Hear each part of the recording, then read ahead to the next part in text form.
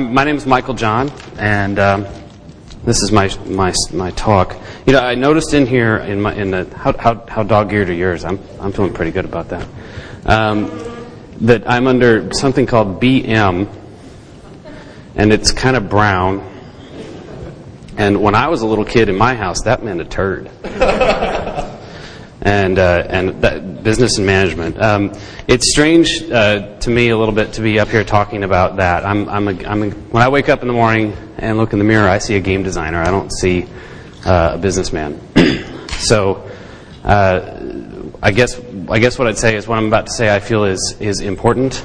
I don't necessarily feel it's that interesting. So I hope you'll bear with me on that. So a quick bit of bios. I am a game designer. I've mostly done character action games in my lifespan.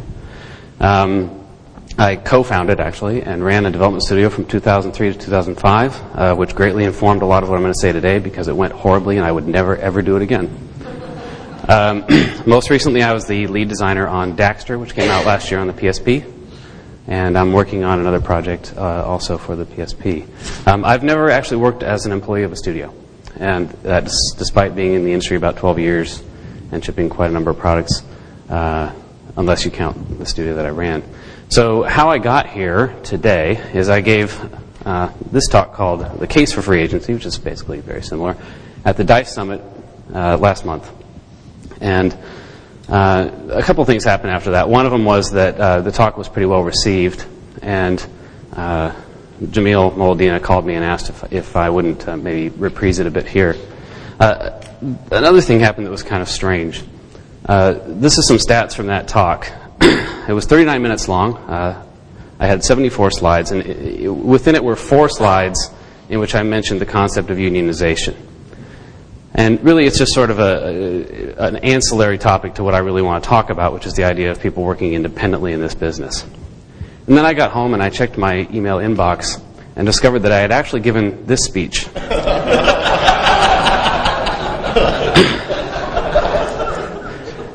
Much to my surprise.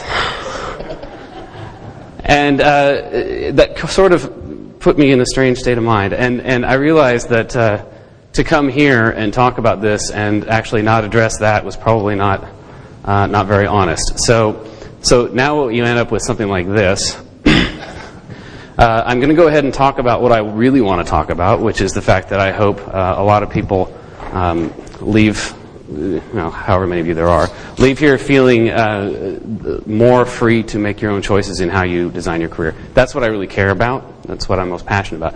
But at the same time, I think we have to ask this other question, and I don't think I can be anything other than disingenuous to avoid that topic.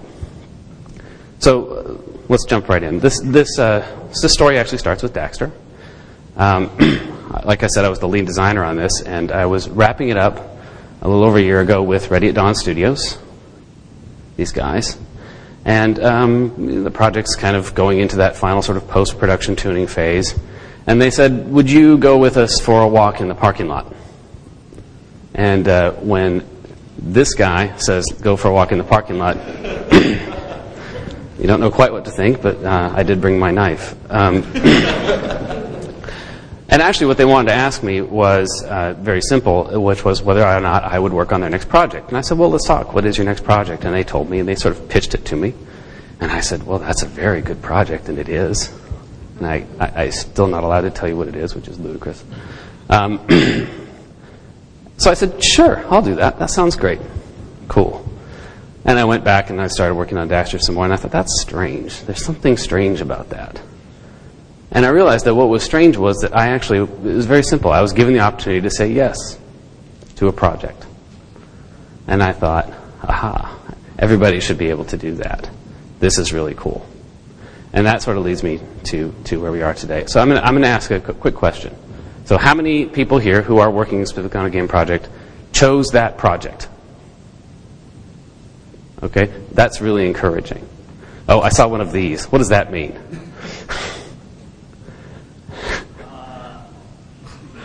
I was trying to get a career in the industry and I didn't really have a choice. Aha. So it's kind of a choice and kind of not. Okay. Those that did have choices, how many choices did you have? 3. One. Now, those of you that feel that you had a choice, were you changing companies to make that choice? Yes. Okay. I think that contextualizes this concept, because what I mean by free agency is just giving the creative people, because this is fundamentally a creative industry, and I think we all understand that now. This is not a computer industry, for God's sake. Giving those people the opportunity to choose their projects. So let's start talking a little bit about that. First, I want to define this word. Did anybody read the thing I wrote last Friday for Gama Sutra? A couple. Jason did. This word, I think, is a very tricky word for us.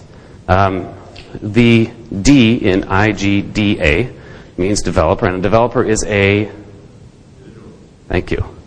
individual. A developer is a person. That's called a studio. Okay, they're not the same thing. And it's very convenient to try to use the same word, and I understand that we have some historical reasons for doing that, but it's time to not do that anymore. We need to draw this distinction, because actually those two different entities have different needs and have a different role in what we do. I stole all those from Jason's website. He's laughing. Let's just get started with that. And I'm going to say developer when I mean developer, and I'm going to say studio when I mean studio. And I hope everybody starts doing that, because it really makes it easier to communicate about what we're talking about. So when I talk about free agents, it's actually a whole spectrum of things, and I've sort of defined the endpoints of that as being mercenary, which is somebody who shows up for maybe as little as half a day to help someone out with a project, to embedded, which is more how I work. So I, for instance, show up at the offices of Ready at Dawn Studios every day. I work the same hours as everybody else there, and actually I think probably a lot of the newer employees don't even realize I'm not an employee. And what you see here is a couple of quotes I got from some people that are friends of mine who do work as free agents, and how that makes how they like to work. I want to make the point that free agency is not outsourcing. It's actually a different concept, and maybe it's not as different as I like to think it is, but this is sort of the difference. And some of the people who do outsourcing don't like this characterization. But I really think that a lot of what we're trying to do with outsourcing is about economics. And that's not what I'm about at all. As a matter of fact, I'm pretty highly paid, and I want to keep it that way. But it doesn't mean I want to work as an employee. So another way of looking at it is if outsourcing is sort of the Terminix, free agents are Ghostbusters. So that's it. That's the definition.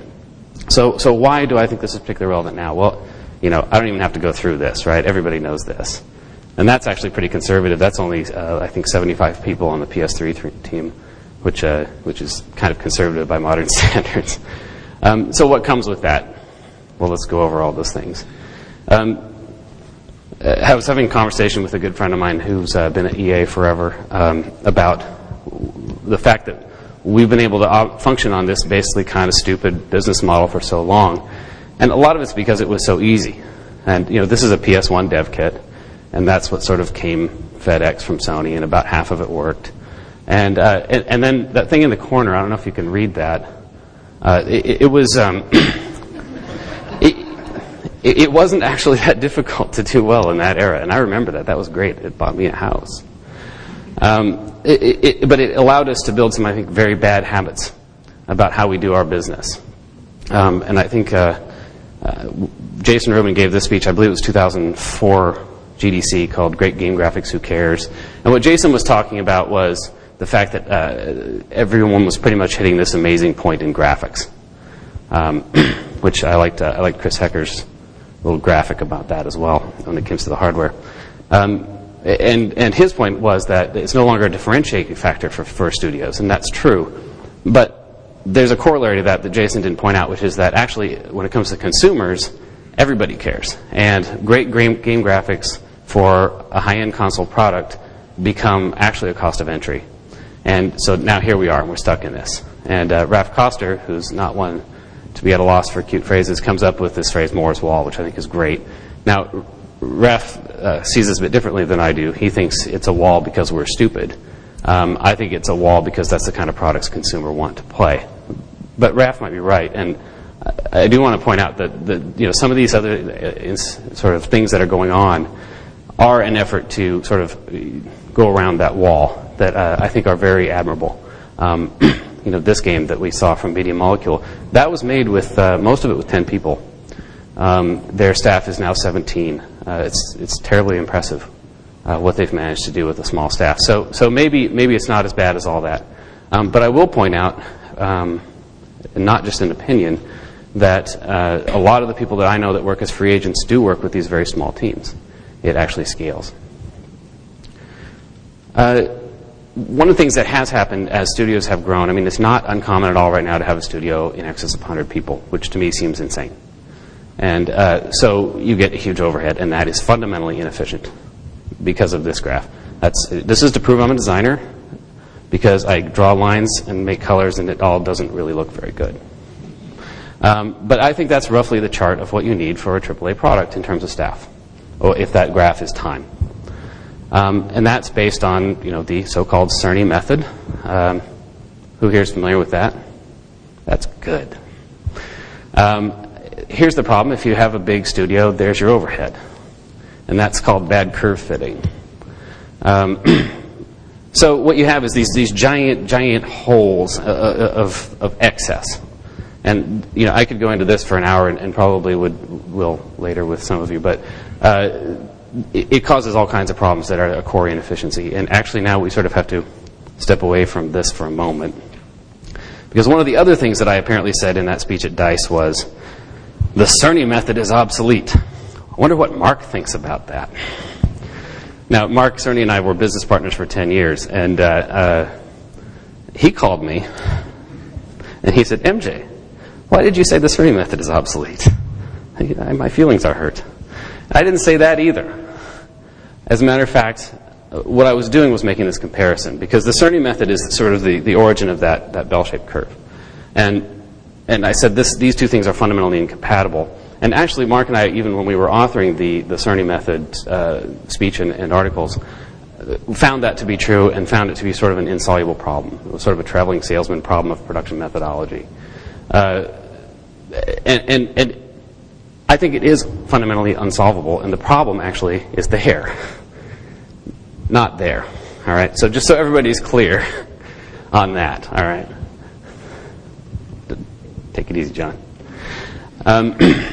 So back to this. I actually want to throw in another little thing, too. It's not just about efficiency, and this is a little business anecdote that's completely unrelated to our industry. But there's a company called Goldcorp, and it is a gold mining company, surprisingly enough. It's a Canadian company. So they mine gold. And the way they operate is they just own a bunch of mining claims, actually all around the Americas. They go and try and find gold. And they found that they were having a lot of trouble finding gold. And decided that their geology staff was not up to it. And so the normal thing to do would be to fire your geology staff, go get some more geologists, maybe 18 months later you can start over. But what they did instead was something kind of crazy. They had this new CEO, and he did fire his staff geologists, but he also took all of their assay data and he posted it on the internet. And that's kind of insane, because this is the kind of trade secrets that are not only considered trade secrets, but actually usually kept in a locked safe.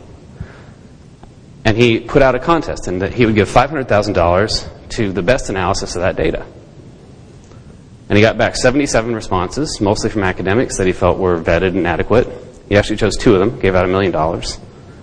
And pretty good results. $3.4 billion worth of gold was found. Time for new rims.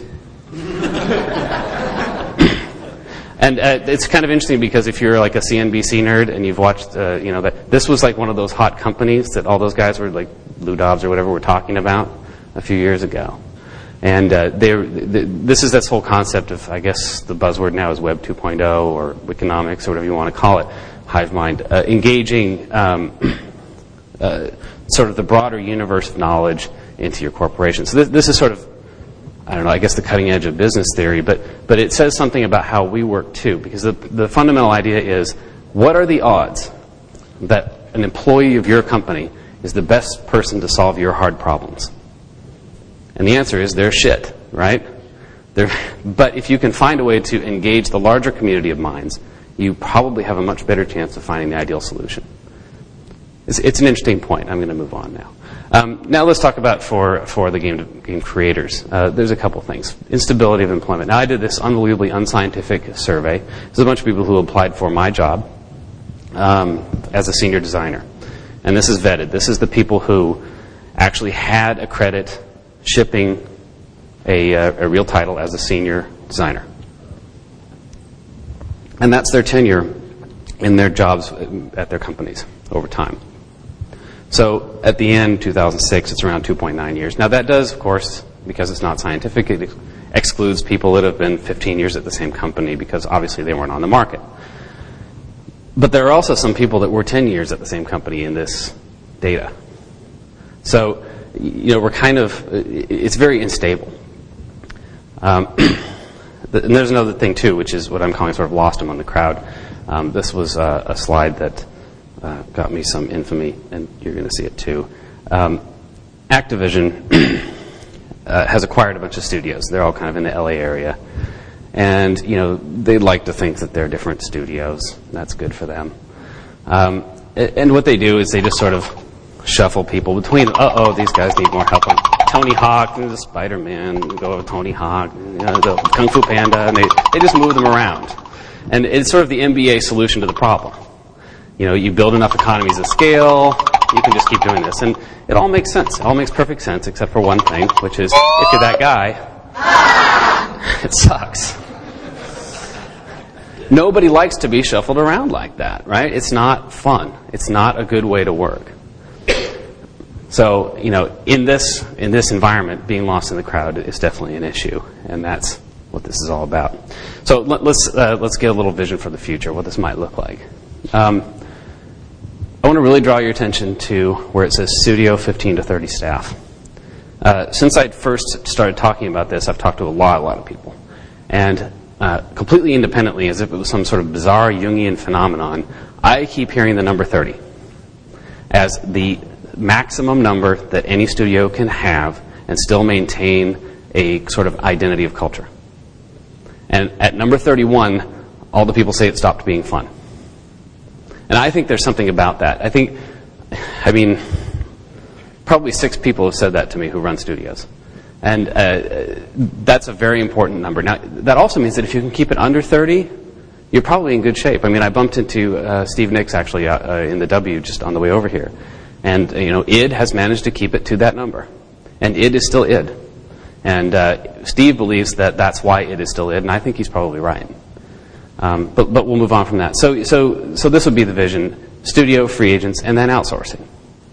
And these are 3 separate categories. So what would they do? Now, all of this would be somewhat sort of flexible between them, but studios I still think play a really huge role. And a lot of people say, oh, well, MJ, you're talking about the Hollywood model. No, I'm not talking about the Hollywood model. The Hollywood model has like a producer, a couple of interns, a cocaine storage facility, and then they just sort of hire all the people they need to make a movie. And that's not how we're going to work. We still have all of these problems. And our problems are too intractable, and in a good way. Our products are too unique for us to actually, I think, really take that idea seriously. We don't have the Reflex camera, and we won't, I don't believe. So then what do free agents bring to you? Well, these are just some examples. Some of it might be just the quick hitter mercenaries, which, by the way, bring a lot of value. Sometimes you just need somebody for a very short period of time just to fix your damn pathfinding algorithm that's hogging 4 of your SPUs or whatever it is. And that person can come in and 5 weeks later leave, and that's great. Or it can be people that work throughout your entire project and you've hired in because you wanted that sort of that goldcorp mentality of, I wanted to get exactly the right person for this project for the duration of the project. And then you got outsourcing, which sort of fills in the gaps. And of course, there are companies already doing this. So I think a lot of people are familiar with Wide Load and what Alex Stropian's doing there. Delirious Games is some guys that I've talked to more recently, who are doing this actually even more sort of to the T than Wide Load. And I'll be very curious to see how this goes. These are both teams that are making ambitious projects under that rubric. So why do I call this the Apron Strings? Well, I think as a community of developers, we have this sort of codependent relationship with the studios as our employers. And that's a little bit pejorative, and I intend it that way. And it's based on this sort of old mode of employment. And this is the mode of employment that began at the Industrial Revolution and is still sort of in our minds, at least as long as our parents are still alive, kind of thing. So the employer offers security, the employees offers loyalty. That's it, simple. And these are some of the things that go with that. Except if you look at these things, well, it's not really like that anymore. So just to give an example, Big Blue, IBM, was the company that said, we will never have a layoff.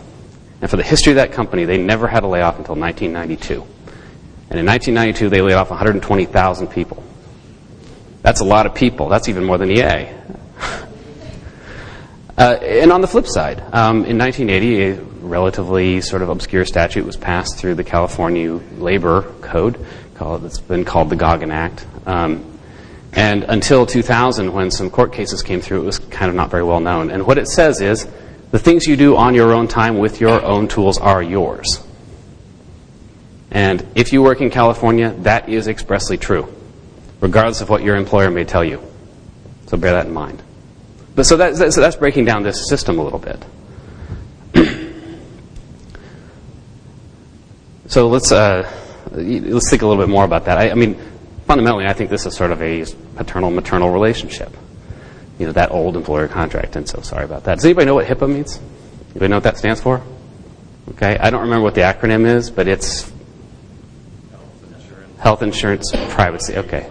So what it is if you're an employer, you're now required by the federal government to maintain certain standards of privacy about your employees, because as you're the provider of so much of their lives, you know so much about their lives, you must prove that you maintain privacy on that information. Okay, so what that law tells me is your employer knows too goddamn much about your life. And, you know, we pass that law and we think, okay, that fixes things, as if that really was addressing the problem. And the problem is not that they're not keeping it private. The problem is they should never have had that information in the first place. But because your employer is your sole source of health care, that's what you get. Here's another one. Non-compete agreements. You want to see me get all fired up, ask me about non-compete agreements. Non-compete agreements have no business in this business, period.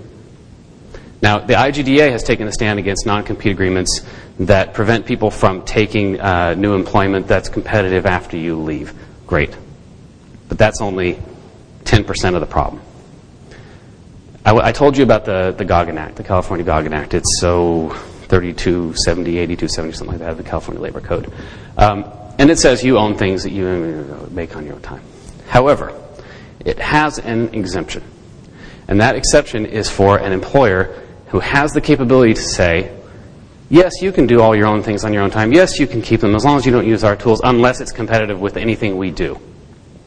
Now, let's say you work for Sony. What do you think you can do that's not competitive with Sony?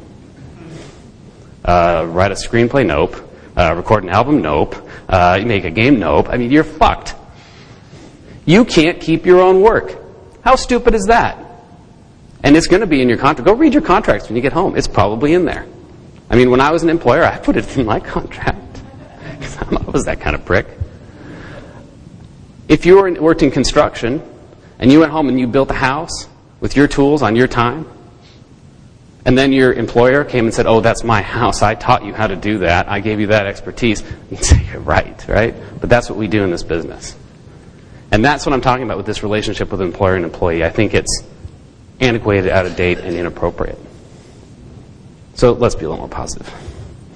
I think there's a better way of looking at this, which is based on what I'll call the new employment contract.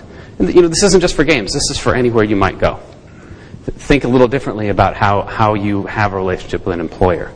So instead of security, loyalty, it's opportunity, productivity.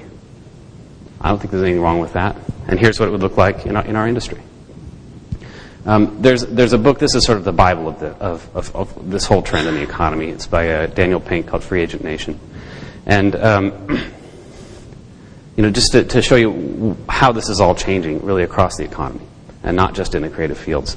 And he asked the question of a lot of people who are working like this, why be a free agent? And the first question is pretty much what you'd expect. People answered freedom.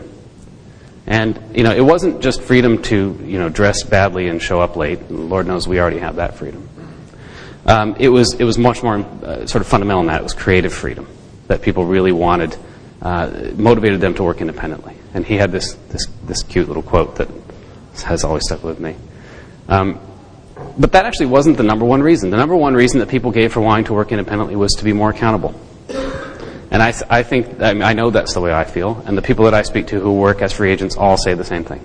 So let's drill down into that a little bit.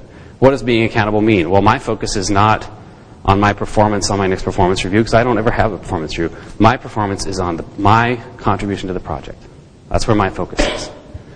And insofar as I do well, I can build my own little personal equity through that, the reputation I gain from that. I can also, lie and pretend like I did a lot more than I did.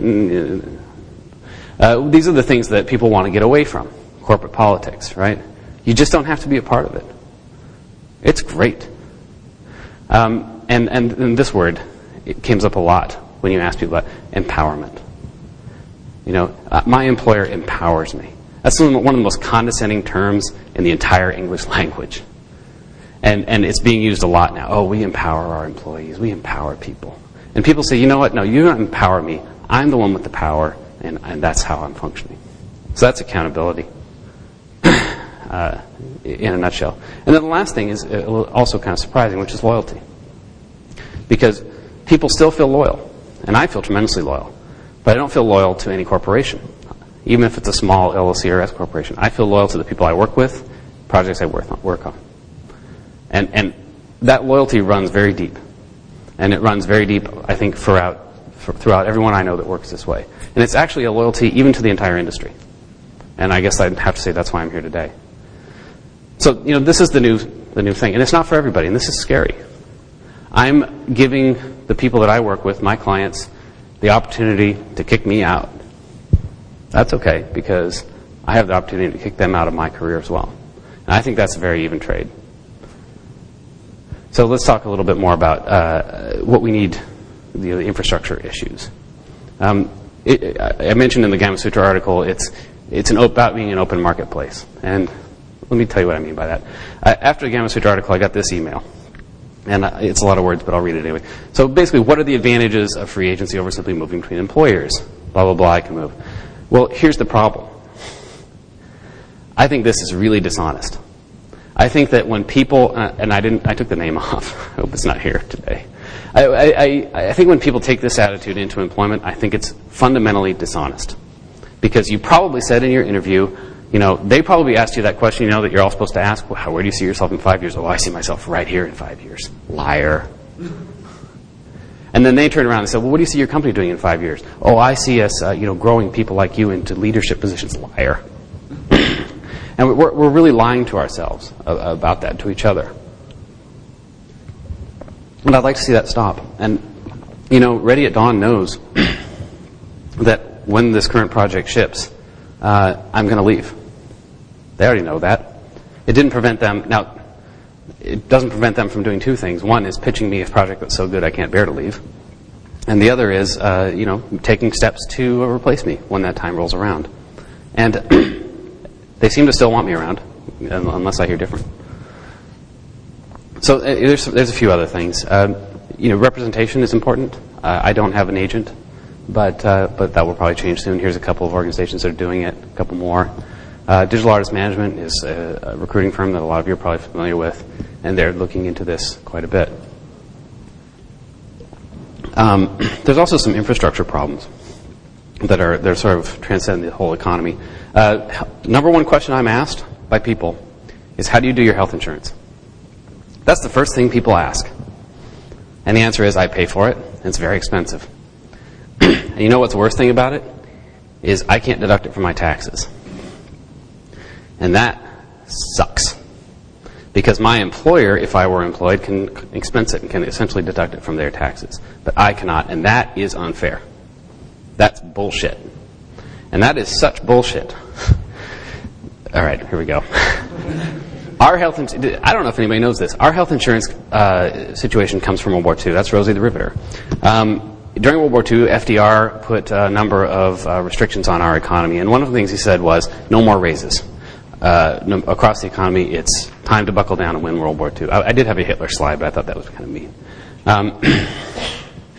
So, Daddy Warbucks of the world said, well, that sucks. We can't have that. We're supposed to be richer than the poor people. So how are we going to get ourselves more money? Well, they created the concept of fringe benefits. And the first thing that they came up with was giving themselves health insurance.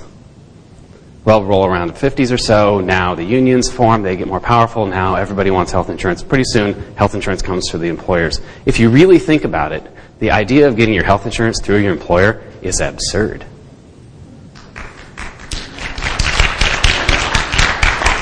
It doesn't make any sense. I mean, that's how we end up with that stupid law HIPAA, right?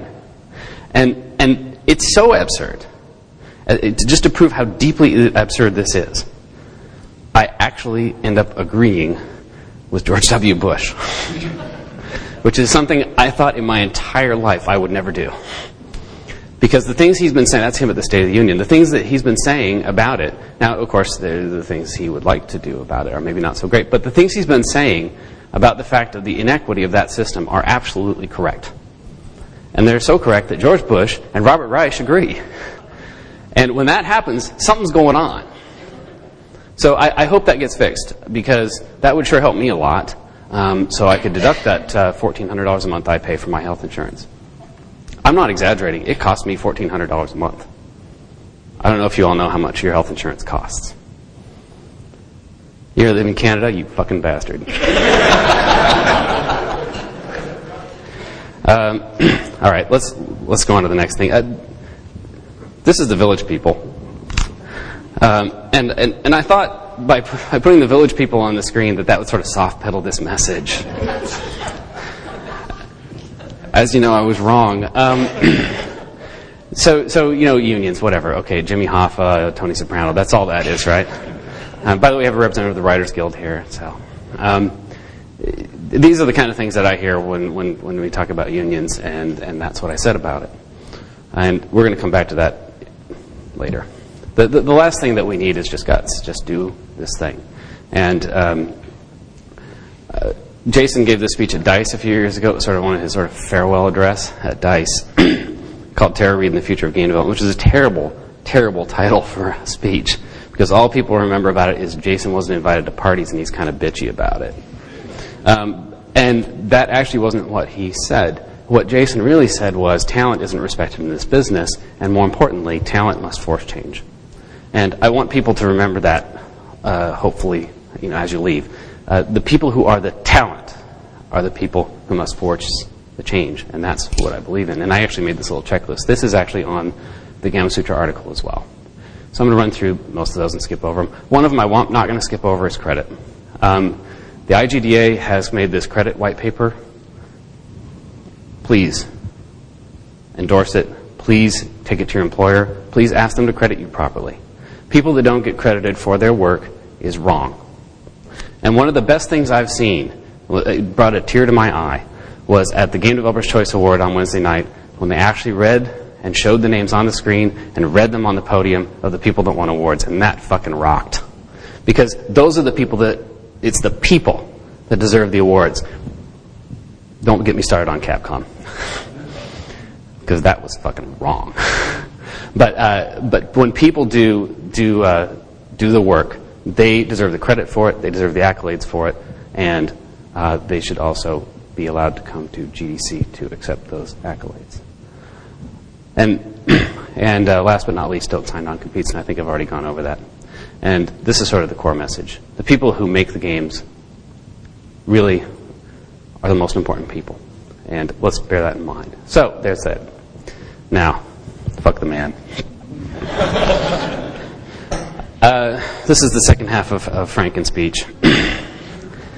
I didn't really want to say that, so let's try something a little bit more soft. Do we want a union? I'll tell you, I've talked to more people than I can possibly even count about this in the last 5 or 6 weeks, and heard a lot of opinions, and those opinions have been kind of amazing to me. And here's the answer I came up with. I don't know. But what I do want to do is have an intelligent conversation about it, and I want to start that conversation. I don't want to finish it, because this is a very important issue, and it's something that we should all be thinking about. And we should all be thinking about it sometime before that date. Anybody know what happens on that date? Dan knows. Kevin knows. That's when the SAG contract expires. And as far as I'm concerned, everybody in the games industry should have that date emblazoned on their forehead. The Screen Actors Guild has behaved very badly vis-a-vis our industry. And I get all the, here we go again. It seems to me that the Screen Actors Guild believes that they are the only talent that deserve to be rewarded in this industry. Now, maybe I'm just interpreting their actions, but I think their actions speak very loudly. And what disturbs me is that they're going to have another negotiation. It's probably going to start pretty soon. Before, maybe it's already started for all I know. Now, SAG does have new leadership, so let's look on the bright side.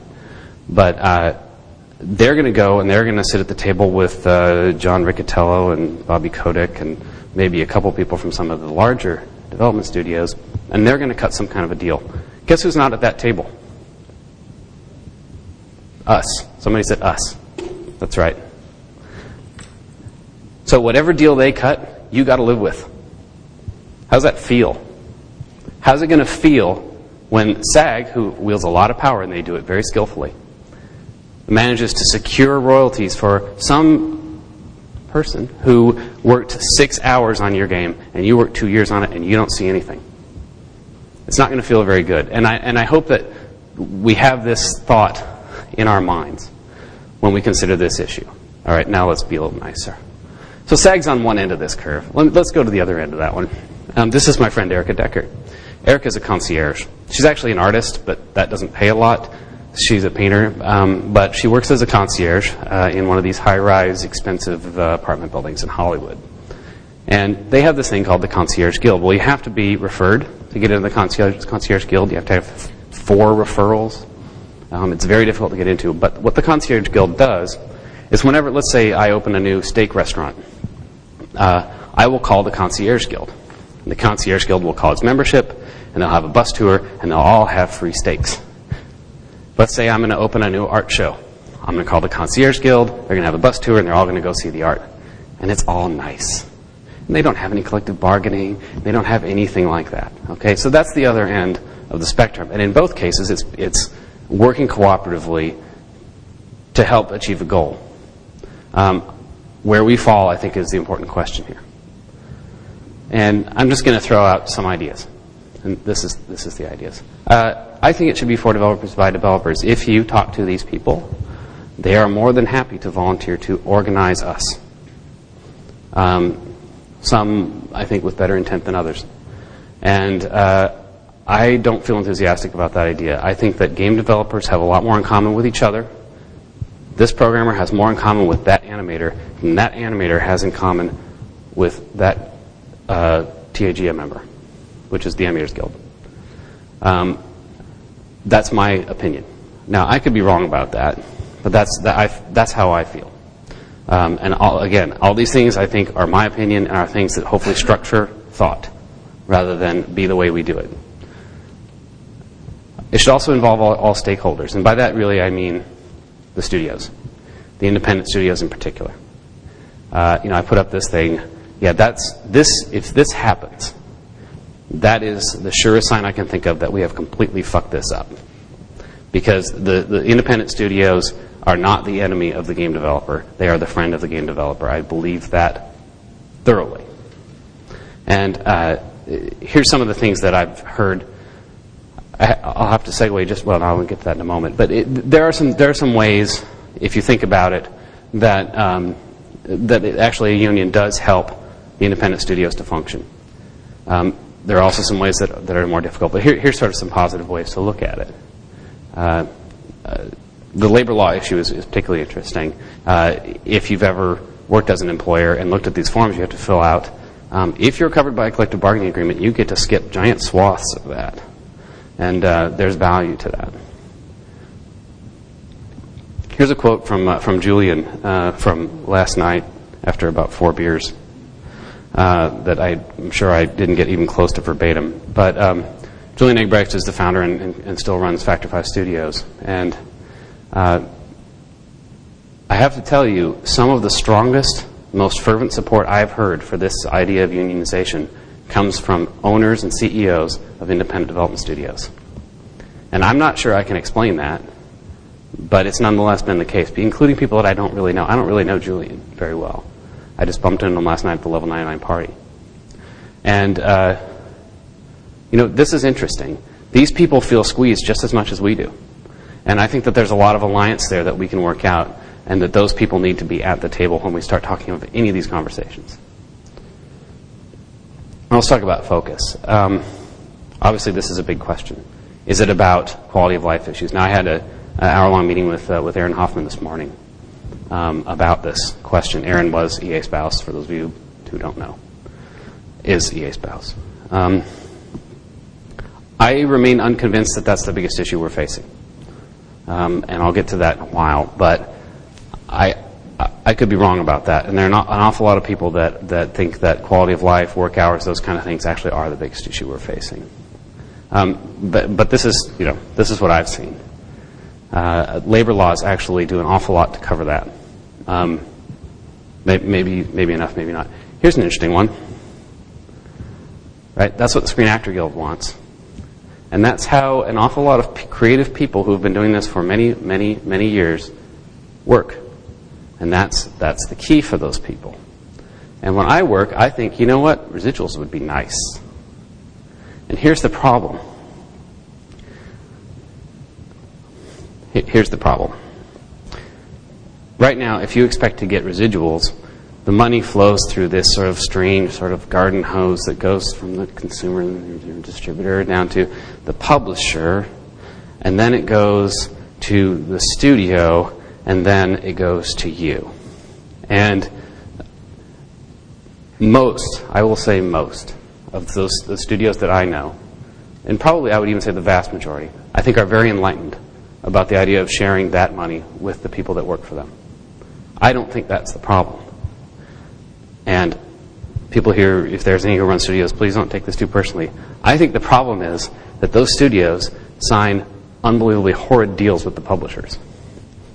And when they sign an unbelievably horrid deal with that publisher, that means I don't get the money. And it's not because they don't like me. It's because they didn't sign a good enough deal with the publisher. So when I look at this picture and I say, well, who would I like to talk to? My flaming lawn dart of death goes straight to the publisher. And there's only one way I can do that, which is that if I'm talking with a common voice of more than a few people. Something to think about. And why would we do that? Well, Willie Sutton, famous bank robber. Willie, why did you rob banks? That was his answer. That's famous. God, would that make me a bank robber? I hope so. I like the sound of that. And then last but not least, this is how I got this whole thing started. I thought, well, union would be convenient for people who are working as free agents. They get things like this. And I guess nobody cares about that. All right. It would be very easy to form a union or a guild and break things that aren't broken. And that worries me a great deal in these conversations. So, for instance, if somebody's making an indie game or a casual game, that has to be thought of very differently. If somebody has a game that's unpublished. So, I don't know if Unreal still does this, but they used to have this model where you could get the Unreal Engine for almost free if your game didn't have a deal yet. And then you could make your demo that you're going to pitch. And then once you pitched it and got a publishing agreement, suddenly you owe them like $100 million.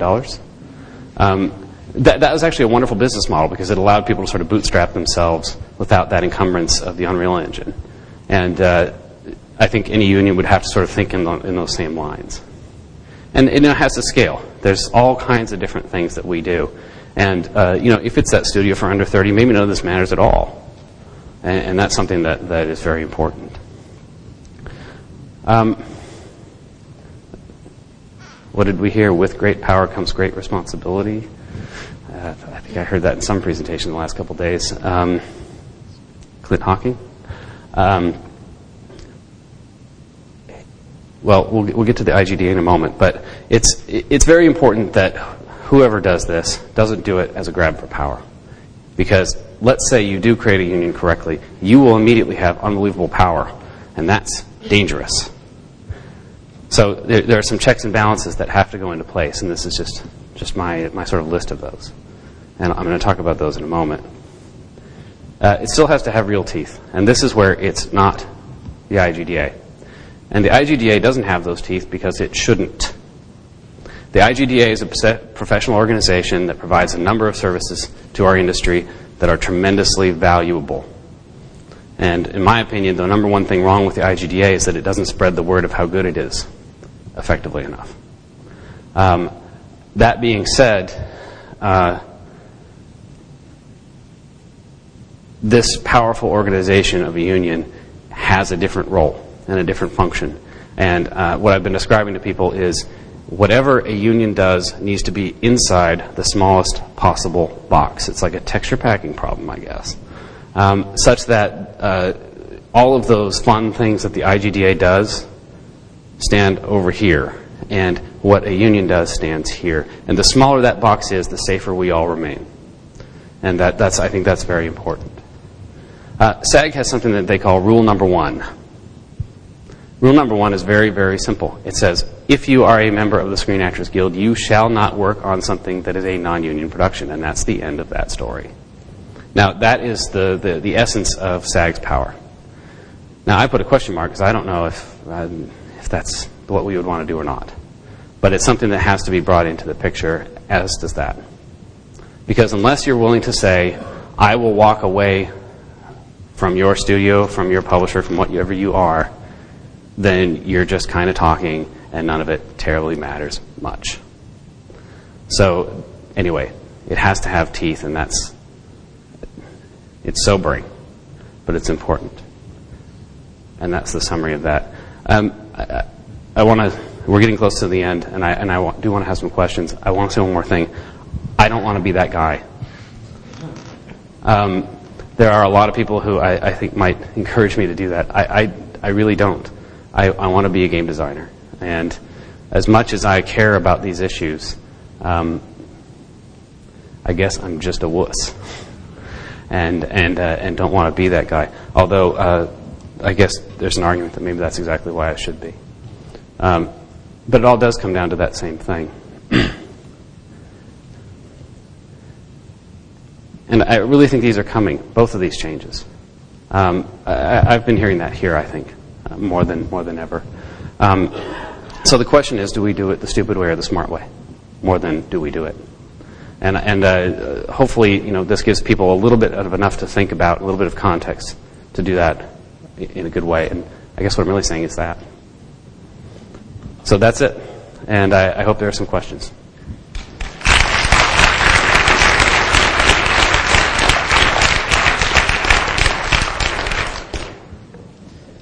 I'm sure a lot of people have emailed you this question. I'm not sure if you've thought about it much. But you had a little animation of shuffling people around. Yeah. And it seems like there's a potential for that to happen, although maybe on like a longer scale, but still as a free agent, shuffling around, including shuffling your family around to different locations. Like, have you thought of some sort of solution to that problem if you're going to be like an on-site free agent? Okay. Well, the location problem, right, is what you're talking about. And, Hollywood resolved that by having almost everything in Los Angeles. I mean, let's see, there was this great quote. Somebody asked Lindsay Lohan, this is true, what was the best career move she ever made? And she said, I moved to Los Angeles, which was actually probably very insightful. So, yeah, I mean, you do have to be willing to consider that. I believe in a lot of what you've said, but one of the things I'm curious about is why this really isn't the Hollywood model. Why it isn't? Yeah, but with also considering that Hollywood's this, or general passive entertainment in general is this place where you have a new program every half hour over 100 channels and then an entire world. You can have free agency there. There's a lot of stuff to be free agents about. I don't know if there's many properties and games to support that kind of thing. At the another point is I've seen in animation, at Yes. least coming from one of the big studios, once outsourcing did really start pressuring all of the jobs as outside, and I'd be scared that like an overly powerful guild would actually do the same thing to the games industry, just make it so that publishers would just say, let's push it all out. Let's push it out to places where guilds don't operate. Okay, that's exactly what Neil Young said to me last night, by the way. Sorry. So the question was sort of, does animation drive outsourcing? Or sorry, does unionization drive outsourcing? That's really sort of your question. Drive us to outsourcing as a business. Well, I think that's actually irrelevant. I think that economics drive us to outsourcing, and it's inevitable, and it's actually already happened. It's in the past by now. So the question is, what do we do about it, and how do we react intelligently? And it's all in how we make that box. And I don't have a great way to answer that. Now, I'm gonna go to your first question, which was you were asking about why it's not the Hollywood model. There actually is a close model for us, which is feature animation, because feature animations is big projects that actually require a lot of technology nowadays, and they do work on a sort of pseudo-employee basis, where people come in and they work, and here's the interesting thing, is they work, the unit of employment in feature animation is a picture. So I'll come in on a 2-picture deal or a 1-picture deal or whatever, and I'll be an employee and I'll get my health coverage and all that. But I have to have enough time to ramp up on those insane tools that DreamWorks uses or something like that. Does that answer that question? About the Hollywood model? Well, the Hollywood model being more, it seems like it is a small studio, the producer and whatever. Right. And then just freelance, director and the core team, the above-the-line people, plus a bunch of people that you can just outsource. Right. That's let's talk about that a little. Let's talk about that more after, okay. So we can get to another question. So one thing that the SAG model does is it creates big differences in payment for people Yes. who are below and above the line. You only get points if you're above the line. Do you think the tiered studio free agent outsourcing model will create similar disparities of income? I do. Thank you. You're welcome. That's a very uncomfortable question, and appropriately so, because what it does is threatens to make the above the line and the below the line people, that whole SAG-AFTRA kind of, or SAG-IATSE rather, distinction, uncomfortable within a studio environment, and that's something to be very worried about. But hey, if you've got a studio of 120 people, I'm guessing you already have that. I have a couple questions because I'm not that familiar with free agency. Uh-huh. For one, do employees actually sign a contract with their employer stating exactly what is expected of them, similar to the current employee contract that we all have to sign, but in reverse? Yes and no. Now, of course you have a contract, but it's a contract for a piece of work that you're going to perform rather than for a piece of your life that you are signing over, Okay. if that makes the distinction. Okay. In the New York metro area, there's the Freelancers Union, Right. which is a whole group of freelancers that are there to offer benefits at a reduced price. Are there any other metro areas that have something similar? None that I know of. Okay. It'd be nice if we had sort of a credit union model, maybe for Exactly. for health insurance. Yeah. And if not, is there a way by forming a business that you could, a sole proprietorship that's just you? Okay. You want to hear my lie? I told you that from 2003 to 2005, I ran a development studio, and that allowed me to qualify as a group and get group health insurance. And I got Blue Cross Blue Shield. And Blue Cross Blue Shield has a policy that if I lay off all but one of my employees, I am still a group. I have one employee. I am a group. Okay, so that means that despite any pre-existing conditions myself or my family may have, we can remain in coverage. However, I am stuck with Blue Cross Blue Shield for the rest of my human existence. So, something that... Okay. And then lastly, that slide that you had about having a common voice going to the publishers. Yes.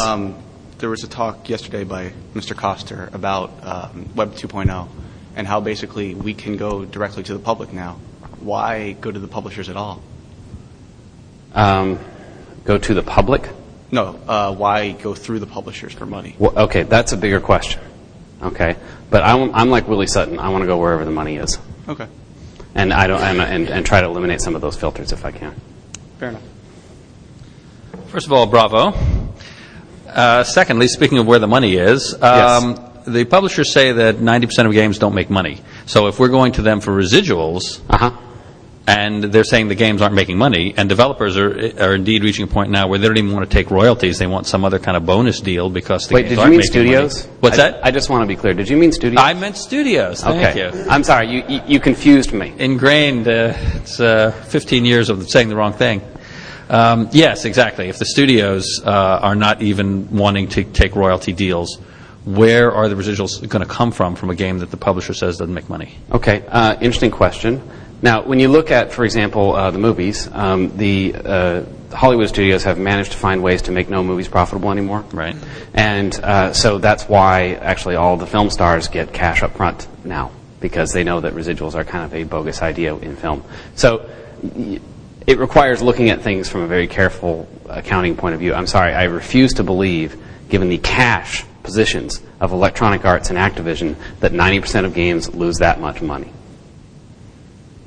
So they're public companies. You can go look at these things. So would residuals maybe not be the thing that we would be after, but better upfront with bonuses? Whatever.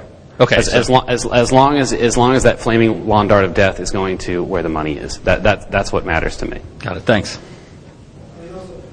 Yes. Also, it's a question of, residual of what? Like, so if you're above the line talent and you negotiate a specific contract, you might get a very small fraction of like the gross sales or gross minus inventory costs, not everything what everybody would generate. Right. It's a question of a percentage of what level are you getting. Right. So the comment is about the deductions. Okay, and if you've ever seen the deals that studios sign with the publishers, such as the one I signed, I mean, I looked at that and I said, well, okay, Sony, if you choose to completely fuck me, I guess you can, and I guess all I can do is trust that you won't. So yes, of course, if you're going to sign that kind of an arrangement, they'll find ways to deduct everything out of it. I mean, what, James Garner never made anything off the Rockford Files because of that? I mean, they're magic at that. Did you have a question? Okay. Hello, Michael. It was a good talk. I was looking at your bell curve, actually, and I kind of agree from a studio's perspective. That's kind of a really big fucking problem. I could go on about that for ages. So it's a bit of a chicken and egg thing, I think, because from an employee, I'm a senior producer. I'm not an owner, but from a person in management. Actually, I think one of the biggest issue that we're facing in small indie shops is actually finding the free agents as well. So typically, what happens is we'll retain our employees in order not to be able, in order to be able to find them if we're really in a hurry to find a lot of people, right, to make up that bell curve. Right now, there's no place for us to go to for. That's right. Yeah. Yeah, I mean you're right. You said it perfectly correctly, which is it's a chicken and the egg problem. I'm sorry. The best I can understand it, you probably went to a lot of parties last night. The best I can understand the question was there's a chicken and the egg problem, which is yes, I have the desire to try to match that bell curve with the staff that I bring in, but where on earth do I find all those people on such short notice? And frankly, this is the inefficiency that the outsourcing providers are exploiting. And by exploit, I don't mean exploit in a bad way. I mean exploiting inefficiencies is what free market is all about. They're willing, they're there for you to show up and give you that. Now the question is, do you want the right outsourcing partner, et cetera? How much is it going to cost you? It may not cost you any less per piece of work, but that is a good resource, already in place based on the market. Yes, Jason. The sort of the whole union question. I mean, union, obviously there's a lot of different definitions and sort of ways to structure a unionization. I mean, the particular perspective that you gave, and you kind of quickly stopped using the word union and started using the word guild. Yes. It seems to be a structure to address the needs of a freelance and fluid workforce. Right. That most or many people who are still sort of in the EA spouse type position and their staff and they're part of a 200-person team or 1,000-person company, the kind of guild mode that you described, I don't know if it really addresses any of those aspects, the sort of the hot shop mentality that the people in a specific physical location are all under a collective bargaining agreement, the kind of the more traditional sense of a union in the kind of HOFA sense. I don't know if you... Okay, so the question is, should the union represent those people who have failed to cut the apron strings, as well as those who have gone free agent? So, to a certain degree, the two things that I'm talking about are in conflict in that respect. And I guess I reveal that bias when I say that the EA spouse type issues are not high on my agenda. And maybe I'm wrong about that. I find that, I guess, just dispiriting, so it's hard for me to think too hard about it. Because I've been fortunate enough to not have to deal with those issues, maybe. Right. Yeah, and again, it's just sort of to highlight that the context within which you're presenting that is in this sort of freelance future, and there's probably something else to address the kind of the hot shop sort of HOFA style situation. And right. Anyways. Okay. Half question, half comment, I guess. So, any other questions? Looks like the house lights are coming up. It's time to go home, get lots of rest. And please fill out your surveys.